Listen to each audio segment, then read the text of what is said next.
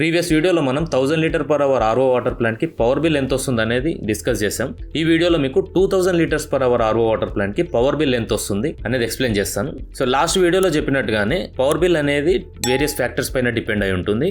మీరు commercial meter తీసుకుంటున్నారా, industrial meter తీసుకుంటున్నారా, మన అవుట్పుట్ ఫ్లో కరెక్ట్ గా 2000 వస్తుందా అనే దానిపైన డిపెండ్ అయి ఉంటుంది. ఫర్ ఎగ్జాంపుల్ మీరు కమర్షియల్ మీటర్ తీసుకున్నారు, ప్లస్ మీ output flow 2000 litres per hour generate అవుతుంది. ఈ కండిషన్స్ కనుక మీకు కరెక్ట్ గా ఉంటే మీ పవర్ బిల్ వచ్చేసి అప్రాక్సిమేట్లీ 80 పైసా పడుతుందండి పర్ 20 లీటర్ క్యాన్ జనరేట్ చేయడానికి. ఇన్ కేస్ మీ ఫ్లో కనుక తక్కువ ఉండి 2000 లీటర్స్ పర్ అవర్ కాకుండా 1800 కానీ 1500 కానీ అవుట్పుట్ ఫ్లో వచ్చి మీరు కమర్షియల్ మీటర్ యూజ్ చేసినట్టయితే మీ పవర్ బిల్ వచ్చేసి ₹1.20 నుంచి ₹1.50 పడవచ్చు. ఎందుకంటే మనకి 1 అవర్ ప్లాంట్ రన్ చేస్తే ఇన్స్టెడ్ ఆఫ్ 2000 లీటర్ మనకి 1500-1600 లీటరే జనరేట్ అవుతుంది కాబట్టి, సో మనకు ప్లాంట్ ఎక్కువ రన్ అవుతుంది, అవుట్పుట్ వాటర్ తక్కువ వస్తుంది కాబట్టి మీకు ఇక్కడ పవర్ బిల్ అనేది ఎక్కువ వస్తుంది. సో మనం ఎగ్జాక్ట్ గా 2000 కాకపోయినా అట్లీస్ట్ 1900 to 2000 మధ్యలో అవుట్పుట్ వాటర్ జనరేట్ అయ్యేటట్టు చూసుకోవాలండి మనకు పవర్ బిల్ తక్కువ రావాలనుకుంటే. సో కొన్ని ఏరియాస్ లో ఏమవుతుందంటే ప్రాపర్ మెయింటెనెన్స్ లేక ఒక 6 months కే మెంబ్రేన్ జామ్ అవడము, లేదంటే filters time to time replace చేయకపోవడం వల్ల మనకు అవుట్పుట్ వాటర్ అనేది 1500, 1200, 1000 కూడా వస్తుంటాయి 2000 ప్లాంట్ లో. సో ఇలా రావడం వల్ల మనకి ఈ ఇంపాక్ట్ అనేది పవర్ బిల్ పైన పడుతుంది.